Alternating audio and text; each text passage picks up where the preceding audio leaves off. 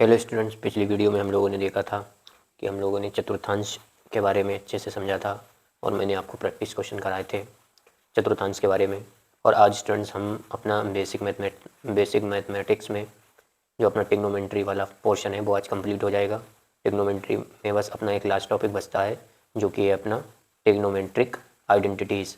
तो स्टार्ट करते हैं आज की वीडियो और ट्रिग्नोमेट्री वाला पोर्शन हम समाप्त करते हैं। स्टूडेंट्स, हम लोग देखेंगे ट्राइगोनोमेट्रिक आइडेंटिटीज़ यानी त्रिकोणमितिक सर्वसमीकरण। क्लास 12th की हम लोग फिजिक्स कर रहे हैं, बेसिक मैथमेटिक्स की। तो स्टूडेंट्स, हम देखते हैं कि त्रिकोणमितिक सर्वसमीकरण कौन कौन सी होती हैं। स्टूडेंट देखिए, आपको जो है कुल 11 ट्रिग्नोमेट्रिक फॉर्मूले तैयार कर लेने हैं और ये आपको प्रूफ नहीं करने हैं फिजिक्स में, बस आपको ये कुल 11 फॉर्मूले ध्यान रखने हैं। इनमें फिजिक्स इन फॉर्मूलों का फिजिक्स में काफ़ी उपयोग होता है। सबसे पहला अपना फॉर्मूला है students 1 + tan square theta is equal to sec square theta. दूसरा फॉर्मूला है अपना 1 + cot square theta is equal to cosec square theta. और अगला है अपना तीसरा formula sin a + b is equal to sin a cos b + cos a sin b। अगला है स्टूडेंट्स अपना sin a - b का sin a cos b - cos a sin b बराबर, और अगला अपना minus sin a sin b। और अगला फॉर्मूला है अपना cos a - b बराबर cos a cos b + sin a sin b। और अगला फॉर्मूला है अपना स्टूडेंट्स अपना tan a + b बराबर tan a + tan b बटे 1 - tan a tan b। और अगला फॉर्मूला है अपना tan a - b बराबर tan a - tan b बटे 1 + tan a tan b। और अगला फॉर्मूला 2a बराबर 2 sin a cos a। और cos 2a बराबर स्टूडेंट्स अपने पास तीन फॉर्मूले होते हैं। एक है अपना cos square a minus sin square a, एक है 2 cos स्क्वायर a माइनस 1। के बराबर अपने पास स्टूडेंट तीन फॉर्मूले होते हैं। एक है अपना cos square a minus sin square a, अगला है अपना 2 cos स्क्वायर a माइनस 1 और अगला है अपना 1 - 2 sin स्क्वायर a। ये cos 2a के बराबर तीन फॉर्मूले हैं स्टूडेंट्स। अगला अपना है, देखिए यहाँ से हम को cos 2 अपना 2 cos स्क्वायर a माइनस 1 के बराबर है स्टूडेंट्स। तो यहाँ से हमने लिखा cos 2a बराबर 2 cos square a minus 1, minus 1 इधर लाए तो प्लस 1 हो गया, 1 + cos 2a बराबर इधर बचा 2 cos स्क्वायर a। यहाँ से हमने cos स्क्वायर a की वैल्यू निकाली तो अपने पास आया 1 + cos 2a और ये 2 अपने अपॉन में चले गए। तो स्टूडेंट्स देखिए, ये फॉर्मूला जो होता है ना अपना, ये सबसे ज़्यादा काम का फॉर्मूला है स्टूडेंट्स। ये फिजिक्स में बहुत आए प्रयोग होगा, आपको ये बहुत अच्छे से तैयार करना है। इसी तरीके से स्टूडेंट एक फॉर्मूला अपना है cos 2a बराबर 1 - 2 sin स्क्वायर a। तो यहाँ से हम 2 sin स्क्वायर a को इधर ले आए और इस cos 2a को उधर ले चले गए। तो ये माइनस का 2 sin स्क्वायर a इधर लाइन प्लस का हो जाएगा, cos 2a इधर प्लस का उधर जाके माइनस का हो जाएगा। तो यहाँ से अब 2 को अपॉन में ले जाएंगे और sin स्क्वायर अपना ऐसे रहा। तो अपने पास ये जो फॉर्मूला है ये भी काफ़ी इंपॉर्टेंट फॉर्मूला है स्टूडेंट्स, ये भी आपको ध्यान रखना है। इसके बाद अगला है अपना स्टूडेंट tan 2a बराबर है अपना 2 tan a upon 1 - tan square a। तो स्टूडेंट्स ये कुल 11 फॉर्मूले आपको अच्छे से तैयार कर लेने हैं और इनका स्टूडेंट्स प्रूफ आपसे नहीं पूछा जाता है फिजिक्स में। ये मैथमेटिक्स में प्रूफ कराए जाते हैं, फिजिक्स में आपको बस ये खाली ध्यान रखने हैं ये फॉर्मूले। और स्टूडेंट्स अब हम देखते हैं कि आखिर इस फिजिक्स में इन सर्वसमीकृतिक सर्वसमीकरणों के ऊपर आधारित हमें फिजिक्स में किस तरीके के क्वेश्चन डील करने हैं। तो देखिए स्टूडेंट्स, अब हम शुरू करते हैं कुछ प्रैक्टिस क्वेश्चन। देखिए स्टूडेंट्स, ये है अपने पास कुछ प्रैक्टिस क्वेश्चन है अपने पास कि निम्न के मान ज्ञात कीजिए। पहला है sin 15 अंश, दूसरा है cos 75 अंश और तीसरा है स्टूडेंट्स अपने पास tan π/4 + π/6। अब देखिए स्टूडेंट्स, इन क्वेश्चंस को हम चतुर्थांश के माध्यम से नहीं ज्ञात कर सकते हैं। तो इसके लिए हमें क्या करना होगा स्टूडेंट्स, इसके लिए हमें ट्राइगोनोमेट्रिक आइडेंटिटीज़ का प्रयोग करना होगा। जैसे देखिए, हमें sin 15 अंश का मान चाहिए तो हम यहाँ पर डालेंगे हल। तो इसके लिए हमें स्टूडेंट्स क्या करना होगा कि इसको हम तोड़ लेंगे स्टूडेंट्स। sin 45 - 30 अंश, तभी 15 आएगा अपने पास। तो अपने पास स्टूडेंट्स यहाँ पर अब एक आइडेंटिटी लग जाएगी। देखिए सबको पता है, अभी मैंने आपको समझाई थी sin a - v is equal to होता है अपना sin a cos b - cos a sin v। तो स्टूडेंट्स ये आइडेंटिटी हम लोग इसमें अप्लाई करेंगे और ये आइडेंटिटी अप्लाई करने पर हमारे पास हमारा आंसर निकल के आएगा। देखिए स्टूडेंट्स, किस तरीके से हम अप्लाई करेंगे। तो सबसे पहले हम देखेंगे कि अपने पास a है 45 अंश, मैं यहाँ पे लिखे दे रहा स्टूडेंट्स कि a है अपने पास 45 अंश, स्टूडेंट्स अपने पास 30 अंश। तो देखिए, मैं दो a और b की वैल्यू इस फॉर्मूले में रख दूंगा और मेरे पास आंसर निकल के आएगा। a है अपना 45 अंश, b है अपना 30 अंश माइनस कॉस a की वैल्यू है अपने पास 45 अंश और b की वैल्यू है अपने पास 30 अंश। तो अपने पास आएगा sin 45 का मान होता है स्टूडेंट 1/√2 और cos 30 का मान होता है स्टूडेंट्स √3/2 माइनस cos 45 का मान होता है 1/√2 और साइन 30 का मान होता है स्टूडेंट्स 1/2। तो ये अपने पास आएगा स्टूडेंट्स √3 कम √3 और यहाँ पर हो जाएगा 2√2 और यहाँ से आएगा 1/2√2। अगर हम इसका एलसीएम लेंगे स्टूडेंट्स तो अपने पास आएगा √3 - 1/2√2 और यही स्टूडेंट्स अपने पास मान निकल के आएगा साइन 15 अंश का।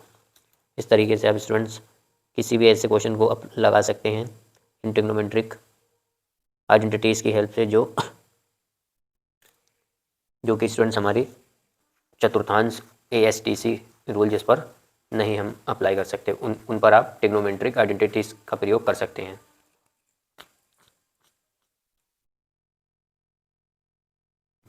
अब देखिए स्टूडेंट दूसरा अपना क्वेश्चन है cos 75 अंश। अब cos 75 अंश को हम क्या लिख सकते हैं स्टूडेंट 45 + 30। तो हम इसको लिखेंगे cos 45 + 30। तो यहाँ पर देखिए अपने पास स्टूडेंट्स a की वैल्यू है 45 अंश और b की वैल्यू है 30 अंश। अब आपको स्टूडेंट्स हमने फॉर्मूला बताया था कि cos का अपना फॉर्मूला होता है cos a + b = होता है cos a cos b - sin a और sin b। ये फॉर्मूला होता है स्टूडेंट्स अपने पास।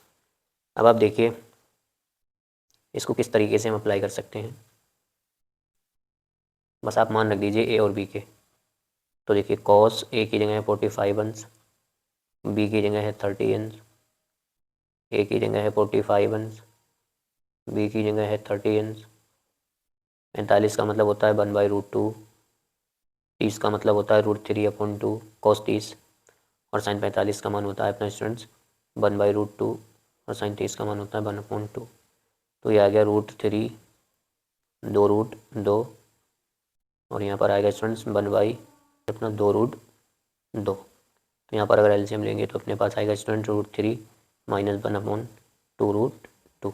ये हमारा क्या हुआ आंसर। तो स्टूडेंट्स आप देखिए हम थर्ड क्वेश्चन करते हैं क्योंकि अपना 10π/4 + π/6। देखिए स्टूडेंट्स अपना थर्ड क्वेश्चन है 10π/4। तो देखिए हम π/4 ये अपना है रेडियन में। स्टूडेंट्स मैंने आपको वीडियो सीख चुके हैं कि रेडियन को डिग्री में कैसे कन्वर्ट करते हैं और डिग्री को रेडियन में। तो जो अपना π/4 है अगर हम इसे देखें डिग्री में तो ये अपना आएगा 45 अंश। इसी तरीके से π/6 को अगर हम स्टूडेंट्स देखें ये अपना डिग्री में कितना आएगा 30 अंश। तो स्टूडेंट्स ये अपने पास आ गया देखिए a = 45 अंश और b बराबर आ गया 30 अंश। ठीक है। तो अगर हम यहाँ पर देखें 10 45 अंश + 30 अंश तो यहाँ पर स्टूडेंट्स अगर आप यहाँ पर आपको पता है हमने एक आइडेंटिटीज़ पढ़ी थी 10 की भी, वो होती है अपनी 10 a + b = 10a + 10b upon में 1 - 10a 10b। ये अपने स्टूडेंट्स एक आइडेंटिटी पढ़ी थी। बस आपको क्या करना है ये सारे मान जो हैं इसी फॉर्मूले में रख देने हैं। तो अपने पास देखिए आएगा 10a का मतलब है 45 अंश + 10b का मतलब है 30 अंश अपॉन 1 - 10a की जगह हम रखेंगे 45 अंश और 10b की जगह हम रखेंगे 30 अंश। तो स्टूडेंट 10 45 का मान होता है 1 और 10 30 का मान होता है अपने पास स्टूडेंट्स 1/√3। स्टूडेंट्स हम लोग नीचे देखेंगे 1 - 10 45 होता है 1 और 10 30 का मान होता है अपना 1/√3। तो इसको स्टूडेंट्स अगर हम और सोल्व 1 मान लेते हैं तो यहाँ से अपने पास आएगा स्टूडेंट √3 एलसीएम आ जाएगा। इसका क्रॉस मल्टीप्लाई करेंगे तो आएगा √3 + 1 अपॉन में 1 - 1/√3 का एलसीएम लेंगे अगर हम तो अपने पास आएगा √3 + 1 अपॉन √3। यहाँ पर आएगा √3 - 1 अपॉन √3। √3 से √3 कैंसिल आउट। जब अपने पास आ गया स्टूडेंट √3 + 1 अपॉन √3 - 1। आप चाहें तो इतना भी छोड़ सकते हैं और चाहें तो आप इसका परमीकरण कर लीजिए। परमीकरण ऐसे होता है कि यहाँ पर अपने पास रूट है स्टूडेंट्स तो रूट और जो न बने सेम ऊपर नीचे इनको लिखना है हमें और बाद में क्या करना है यहाँ पर माइनस है तो बस अपोजिट साइन के साथ ऊपर नीचे मल्टीप्लाई करना देनी। तो अपने पास ऊपर बना √3 + 1 का होल स्क्वायर और नीचे बना √3 का होल स्क्वायर माइनस 1 का स्क्वायर। तो ये स्टूडेंट्स अपने पास आया 3 अगर होल स्क्वायर को लें 3 + 1 + 2√3 अपॉन में रूट से स्क्वायर कैंसिल आउट तो 3 - 1 ना हो गया 4 प्लस 2√3 अपॉन में 2, और ऊपर से हम 2 कॉमन ले लें तो अपना आ जाएगा 2 प्लस √3 अपॉन में 2, 2 से 2 कैंसिल आउट, अपना आएगा 2 प्लस √3। तो ये स्टूडेंट्स अपना आंसर निकल आया। अब स्टूडेंट्स हम लोग टिग्नोमेट्री वाला पोर्शन जो है बेसिक मैथमेटिक्स में कंप्लीट कर लिया है। इससे ज़्यादा टिग्नोमेट्री आपसे फिजिक्स में नहीं पूछी जाएगी। अब हम बढ़ते हैं बेसिक मैथमेटिक्स के एक दूसरे पोर्शन की ओर, इसका नाम है सरल रेखीय समीकरण। तो स्टूडेंट देखिए अगला अपना बेसिक मैथमेटिक्स में जो टॉपिक्स है उसका नाम है सरल रेखीय समीकरण। तो सवाल है स्टूडेंट्स क्या होता है सरल रेखीय समीकरण। तो देखिए अगर हम स्टैंडर्ड फॉर्म की बात करें सरल रेखीय समीकरण की तो वो कुछ इस तरीके का होता है। देखिए स्टूडेंट्स, स्टैंडर्ड इक्वेशन, जो स्टैंडर्ड इक्वेशन होती है सरल रेखीय समीकरण की वो कुछ इस तरीके की होती है students. ax plus by plus c is equal to 0, या फिर स्टूडेंट्स हम भी कह सकते हैं ax plus by plus c बराबर 0 होती है, या फिर हम कह सकते हैं y बराबर mx प्लस c खड़ा होता है। स्टूडेंट्स हम इसे स्टैंडर्ड इक्वेशन क्यों कहते हैं। हम देखिए स्टूडेंट सवाल ये उठता है कि इसे हम सरल रेखीय समीकरण क्यों कहते हैं। तो इस बात को मैं आपको एक एग्जांपल के माध्यम से समझाता हूँ कि इसे हम सरल रेखीय समीकरण क्यों कहते हैं। देखिए स्टूडेंट्स हमने एक उदाहरण यहाँ पर लिया कुछ इस तरीके का, माइनस का 4x प्लस के 3y plus 12 is equal to 0, ये लिया स्टूडेंट्स हमने। अब देखिए हमने क्या करा कि सबसे पहले हमने x को 0 रखा। तो जैसे ही हमने x को 0 रखा तो ये पोर्शन 0 हो गया, तो अपने पास आया 3y plus 12 is equal to 0, 3y is equal to -12, तो y इज इक्वल टू आया -4। ठीक है स्टूडेंट्स, तो ये जब हमने x 0 रखा तो अपने पास y -4 आया। इसी तरीके से स्टूडेंट्स हमने क्या करा, हमने कि y को 0 रखा, तो देखते हैं x कितना निकल के आएगा। तो आप y 0 रखेंगे तो आपके पास आएगा माइनस का 4x प्लस का 12 इज इक्वल टू 0, तो माइनस का 4x is equal to -12, minus से minus cancel out, x is equal to 3। तो देखिए स्टूडेंट्स हमने जो है यहाँ पर हम एक बॉक्स बना लेते हैं। हमने x 0 रख दिया, y 0 रख दिया, तो सबसे पहले हम एक बॉक्स बनाते हैं स्टूडेंट्स यहाँ पर, और फिर हम एक ग्राफ बनाएंगे और उसके माध्यम से आपको पता चलेगा कि इस समीकरण को या इसको हम सरल रेखीय समीकरण क्यों कहते हैं। सबसे पहले हम यहाँ पर जो वैल्यू निकल के हैं उसको एक बॉक्स में लिख लेते हैं।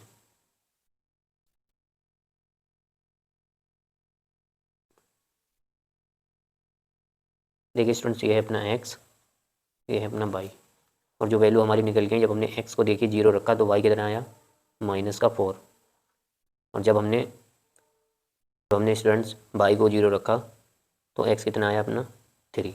चलिए स्टूडेंट्स तो अब हम क्या करते हैं ग्राफ बनाते हैं, फिर आपको समझाते हैं कि इस समीकरण को हम सरल रेखीय समीकरण क्यों कहते हैं। देखिए स्टूडेंट्स तो अब हम क्या करते हैं इस ग्राफ के ऊपर इन बिंदुओं को दर्शाते हैं। सबसे पहले अपने x को नहीं चलना है, x पर हमें क्या चलना है स्टूडेंट 0, तो हम x पर चले 0, और y पर हमें चलना है माइनस का 4। तो देखिए ये हो गया अपना 1, और ये हो गया स्टूडेंट्स अपना माइनस का 2, ये हो गया अपना माइनस का 3, और ये हो गया अपना माइनस का 4। तो ये है अपना स्टूडेंट माइनस का 1, ये है माइनस का 2, ये है माइनस का 3, और ये अपना स्टूडेंट माइनस का 4। अब हमें x पे स्टूडेंट्स 3 चलना है और y पे नहीं चलना है, तो x पे 3 पॉजिटिव डायरेक्शन है, x पे 3 हमें, तो यहाँ पर हम चले 1 2 और 3, 1 2 और 3। तो अब देखिए पहला बिंदु है हमारे पास 0, -4, यानी हमें x पे तो चलना ही नहीं है और y पे चलना है -4, तो पहला बिंदु स्टूडेंट्स अपने को ये मिलेगा, ये जो होगा अपना स्टूडेंट्स ये पहला बिंदु होगा, और इसकी वैल्यू है अपने पास 0, -4, ये मिलेगा। और दूसरा है 3, 0, यानी कि ये वाला पॉइंट हमारे पास आएगा स्टूडेंट्स, इसको हम लिख सकते हैं 3, 4, ये है स्टूडेंट्स अपना 3, 0। अब स्टूडेंट्स हम क्या करेंगे, तो स्टूडेंट देखिए हमने कुछ इस तरीके से इनको मिलाया तो हमें एक सीधी रेखा प्राप्त हुई, इसीलिए हम इस समीकरण को सरल रेखीय समीकरण कहते हैं। अच्छा स्टूडेंट्स आपको एक मैं खास बात बताऊं कि आप जो है ये जो आपने पॉइंट्स x बराबर 0 y बराबर 0 करके निकाले हैं ना, इन पॉइंट्सों को आप डायरेक्ट भी निकाल सकते हो। इसके लिए आपको फॉर्मूला ध्यान रखना है, एक होता है अपना 0, -c/v, और दूसरा फॉर्मूला होता है अपना -c/a, 0, और एक हमारा होता है ढाल। यहाँ पर जो ढाल अपना आया tan थीटा या m बराबर tan थीटा बराबर -b/a। अब कुछ बच्चे सोच रहे होंगे सर ये फॉर्मूले आए कहाँ से, चलिए मैं स्टूडेंट्स इन फॉर्मूलों को आपको एक रफ पार करके आपको इन फॉर्मूलों को एक रफ पेज पर समझाता हूँ। देखिए हमारे पास ये इक्वेशन है, इसको आप उठा लीजिए। तो अपने पास आएगा स्टूडेंट, अगर हम एक्स की वैल्यू 0 रखें तो एक्स की वैल्यू 0 रखें तो अपने पास आएगा, देखिए ये पोर्शन 0 हो जाएगा, यहाँ पर आएगा b y plus c is equal to 0। तो अपने पास स्टूडेंट्स यहाँ से निकल के आएगा कि बाई की अगर हम वैल्यू निकालेंगे तो ये आएगी माइनस का सी अपॉन वी। देखिए एक्स है अपना 0 और बी बाई है अपना, हम कह सकते हैं स्टूडेंट्स बाई है अपना माइनस का सी अपॉन वी। तो आप देखिए स्टूडेंट्स अपने पास पहला पॉइंट मैंने आपको यही बताया। दूसरा बाई को 0 रखिए, तो जब आप बाई को 0 रखेंगे तो आपके पास आएगा a x plus c is equal to 0। तो यहाँ से x is equal to minus c upon a आएगा आपका। तो देखिए एक्स है माइनस सी अपॉन ए अपना और बाई है 0। तो दूसरा पॉइंट मैंने स्टूडेंट्स ये बताया। और तीसरा पॉइंट जो टेन थीटा बराबर माइनस बी अपॉन ए, ये ऐसे आया। अब देखिए ये अपना थीटा है ना ढाल, तो ये थीटा है तो ये भी होगा, इस हिसाब से ये लंब होगा। ये 90 डिग्री है तो ये कर्ण है, ये आधार है। तो अगर आप m यानी टेन थीटा निकालेंगे तो इसमें क्या मिलेगा, लंब कितना है स्टूडेंट्स -4 और आधार कितना है 3, तो -4 अपॉन 3 मिला। इस तरीके से यहाँ से आप अगर देखेंगे ए और बी के रूप में तो आपको टेन थीटा मिलेगा माइनस का बी अपॉन ए। तो स्टूडेंट्स अगर आप इन फॉर्मूलों की मदद से सी और ए की वैल्यू रख के निकालेंगे ना बिंदु, तो ए और बी और सी यहाँ से आपको मान यहाँ से मिल जाएंगे। फॉर्मूलों का इस्तेमाल करके वैल्यू निकालेंगे ना, c upon v c minus c upon a, और इन वैल्यूओं का इस्तेमाल करके अगर आप वैल्यू पॉइंट्स निकालते हैं तो आप डायरेक्ट पॉइंट्स निकाल लेंगे और बिल्कुल इसी तरीके के पॉइंट निकल के आएंगे। स्टूडेंट मैंने यहाँ पर पॉइंट्स निकाले, देखिए हमारे 0, -4 और 3, 0 निकल के आए, जैसा कि इसमें 0, -4 और 3, 0। आप लगाइएगा और देखिएगा आपके भी पॉइंट सेम निकल के आएंगे स्टूडेंट्स। अच्छा ये सी अपॉन वी और सी अपॉन ए, सर ये वैल्यू कहाँ से मिलेंगी, ये आपको जो समीकरण दी होगी स्टूडेंट उसी से आपको ये वैल्यू मिलेंगी। चलिए स्टूडेंट्स तो हम एक क्वेश्चन और कर लेते हैं अच्छे से, आप ताकि आपका कॉन्सेप्ट और अच्छे से तैयार हो जाए। देखिए स्टूडेंट्स अपना अगला क्वेश्चन है 2x plus 3y minus 6 is equal to 0। तो सबसे पहले हम यहाँ से पॉइंट्स निकालते हैं। देखिए x इज इक्वल टू अपने पास होता है स्टूडेंट 0 माइनस, तो देखिए स्टूडेंट्स अपने पास क्वेश्चन है अगला 2x plus 3y minus 6 is equal to 0। तो सबसे पहले इसमें हम x बराबर 0 रखते हैं स्टूडेंट्स। तो x 0 रखेंगे तो अपने पास आएगा 3y minus 6 is equal to 0, 3y is equal to 6, y is equal to 2। ये अपने पास एक पॉइंट निकल आया 0, 2। इसी तरीके से स्टूडेंट्स अगर हम y बराबर 0 रखते हैं तो अपने पास पॉइंट्स क्या आएगा, y 0 हो जाएगा तो अपने पास आएगा 2x minus 6 is equal to 0, तो x इज इक्वल टू 3। तो स्टूडेंट्स अपने पास एक पॉइंट ये निकल आया। तो हम स्टूडेंट टेबल बना लेते हैं सबसे पहले। तो देखिए स्टूडेंट्स हमने कुछ इस तरीके की एक टेबल तैयार की जिसमें अपने पास एक है x वेरिएबल, एक है y। x की वैल्यू जब 0 रखी तो y की वैल्यू कितनी मिली स्टूडेंट्स, तो y की वैल्यू मिली 2, और जब y की वैल्यू 0 रखी तो x की वैल्यू मिली 3। तो स्टूडेंट्स अब हम क्या करेंगे, इन पॉइंट्सों को एक ग्राफ पर दर्शाएंगे। तो स्टूडेंट देखिए हमने ये ग्राफ पर नंबर कुछ प्लॉट किए हैं। देखिए x पे हमें नहीं चलना है और y पे हमें कितना चलना है स्टूडेंट 2। तो x पे हमें नहीं चलना है, y पर हमें चलना है 2। तो पहला पॉइंट स्टूडेंट्स अपना होगा ये, यानी कि 0, 2। दूसरा स्टूडेंट्स अपने पास x पे हमें चलना है 3, y पे नहीं चलना है, तो अगला पॉइंट्स ये होगा स्टूडेंट्स अपना 3, 0। चलिए स्टूडेंट्स तो अब इन दोनों पॉइंट्सों को हम क्या करते हैं, मिला देते हैं आपस में। तो स्टूडेंट जैसे ही हमने इन पॉइंटों को आपस में मिलाया फिर से हमें एक सरल रेखा की समीकरण प्राप्त हो जाती है। तो स्टूडेंट्स अब हम ये चेक करके देखते हैं कि जो अपने पास पॉइंट्स है 0, 2 और 3, 0, क्या ये अपने डायरेक्ट फॉर्मूले से आएंगे। तो हमें पता है स्टूडेंट्स अपना डायरेक्ट फॉर्मूला होता है, हमने अभी आपको बताया कि पहला बिंदु निकालने के लिए आप लगा सकते हैं, पहला बिंदु निकालने के लिए सूत्र आप लगा सकते हैं 0, c माइनस का c अपॉन v। देखते हैं स्टूडेंट्स कितना पॉइंट्स मान आता है इसका निकल के। देखिए अपने पास 0 तो देखिए स्टूडेंट्स ये तो 0 ही है, c की वैल्यू है अपने पास -6, माइनस यहाँ भी है तो +6 अपॉन v की वैल्यू है 3। तो ये अपने पास हो जाए स्टूडेंट्स 2। तो कुल मिलाकर ये अपने पास आएगा 0, 2। तो देखिए जो अपने पास यहाँ पर निकालने पर पॉइंट आए, यहाँ डायरेक्ट पॉइंट्स आ गए। इस तरीके से अगर स्टूडेंट्स हम दूसरा बिंदु निकालें, दूसरा बिंदु, तो दूसरा बिंदु अगर आप निकालेंगे तो उसके लिए हमने आपको फॉर्मूला क्या बताया स्टूडेंट्स, फॉर्मूला बताया था c अपॉन माइनस का c अपॉन a, 0 ये बताया। तो आप क्या करिए इसमें वैल्यू रखिए। देखिए माइनस में कितनी वैल्यू है आपके पास c की, -6, माइनस यहाँ भी है +6, a की वैल्यू है 2, 0। अगर आप इसको कट करेंगे तो आपके पास आएगा स्टूडेंट्स 3, 0। तो देखिए स्टूडेंट्स जो पॉइंट्स हमारे तो हमने इतने डिटेल में निकाले, वहीं हमारे पास शॉर्ट में निकल गया है पॉइंट। एक पॉइंट है अपना 0, 2, तो ये है 0, 2, एक है अपना 3, 0, तो ये है 3, 0। तो इस तरीके से स्टूडेंट्स हम जो हमारे पास ये समीकरण होती है, इसीलिए इसको हम सरल रेखीय समीकरण कहते हैं, क्योंकि हमारे पास इसका ग्राफ एक स्ट्रेट लाइन आता है। अब स्टूडेंट्स हम एक बात कर लेते हैं, हमारे पास एक फॉर्मूला भी और था सरलरेखा के लिए, जो कि था हमारे पास students y is equal to m x plus c. यहाँ पर स्टूडेंट्स जो m होता है ना अपना, ये होती है अपनी ढाल, यानी कि प्रवणता भी कहते हैं स्टूडेंट्स, ये होती है अपनी ढाल। और यहाँ पर जो y होता है स्टूडेंट्स, ये होता है अपना अंताखंड। y बराबर जो c है स्टूडेंट्स, ये अपना होता है अंताखंड, और ये बराबर किसके होता है, ये होता है y बराबर c। तो चलिए स्टूडेंट्स इसके ऊपर आधारित भी एक क्वेश्चन हम कर ही लेते हैं। तो देखिए स्टूडेंट्स अपने पास क्वेश्चन है y is equal to root 3x plus 2, हमसे इसमें पूछा गया है स्टूडेंट्स अपना अगला question y is equal to root 3x plus 2। यहाँ पर स्टूडेंट्स हमें m बताना है, y बताना है, ग्राफ बताना है। देखते हैं स्टूडेंट्स क्या इससे अपना जो है जो ग्राफ है वो सरलरेखा का ग्राफ प्राप्त होता है। तो स्टूडेंट्स ये अपनी स्टूडेंट्स ये समीकरण जो है y बराबर mx प्लस सी की तरह है। और अभी हमने आपको बताया था कि जो m के गुणांक में होता है वो अपना होता है tan थीटा, और जो अपना y होता है ना, ये होता है अंताखंड, और ये अपना बराबर होता है सी के।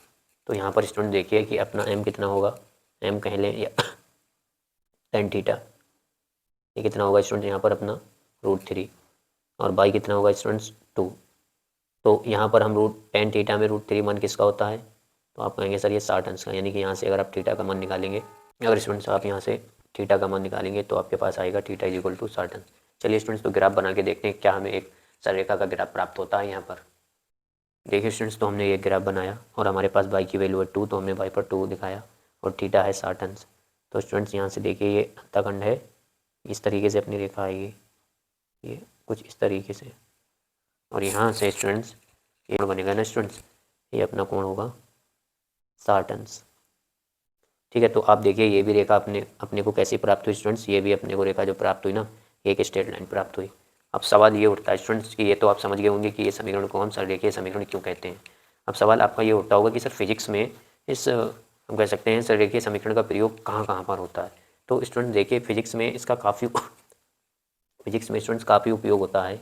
सबसे पहला तो आप देखिए जो आपने सुना होगा स्टूडेंट्स एक जगह गति का समीकरण, तो जो अपना गति का प्रथम समीकरण होता है ना स्टूडेंट्स, वो सरलरेखीय ही समीकरण होता है। देखिए क्या होता है अपना, अभी आपको देख के बताइएगा क्या ये गति का समीकरण है। अभी आप स्टूडेंट्स खुद देखकर बताइएगा क्या ये समीकरण गति का समीकरण है।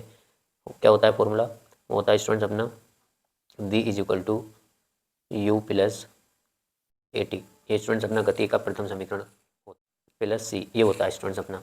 तो यहाँ पर जो v है ना, ये y को डिनोट कर रहा है, और ये जो c है ये u को डिनोट कर रहा है, और ये स्टूडेंट्स अपना x है, ये t है, और m जो, तो यहाँ पर स्टूडेंट्स अपना जो y है वो v को डिनोट कर रहा है, और m जो है ये स्टूडेंट्स अपना a को डिनोट कर रहा है, और x जो है t, और c जो है u को डिनोट कर रहा है। तो अगर स्टूडेंट्स आप इसका भी ग्राफ बनाएंगे ना, तो ये ग्राफ भी आपका एक सरलरेखीय ग्राफ ही प्राप्त होगा। और दूसरा स्टूडेंट्स आपको इसका प्रयोग मिलता है फिजिक्स में प्रकाश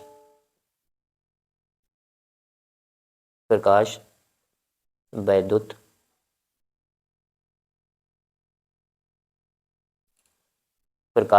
प्रवाह में भी स्टूडेंट्स हमें इसका प्रयोग देखने को मिलता है। इसकी समीकरण होती है ई वी स्टॉप, आगे हम पढ़ेंगे स्टूडेंट्स से एच न्यू माइनस का फाई। यहाँ से अगर आप बी स्टॉप निकालेंगे ना स्टूडेंट्स, तो आपके पास निकल के आएगा एच न्यू अपॉन में ई, और ये ई फाई के नीचे भी जाएगी। तो स्टूडेंट्स ये भी अपनी जो है इसी समीकरण को रिप्रेजेंट करता है, और बहुत जगह हम फिजिक्स में सरलरेखीय समीकरण का उपयोग करते हैं। अब स्टूडेंट्स आज की वीडियो में यहीं पर करते हैं समाप्त। जितना मैंने आपको पढ़ाया आप ये एक एक वीडियो को आप अच्छे से तैयार करते जाइए। अगर आप मेरे साथ में फिजिक्स को स्टेप बाय स्टेप तैयार करते हैं तो आप बहुत अच्छा बोर्ड एग्जाम में स्कोर करेंगे।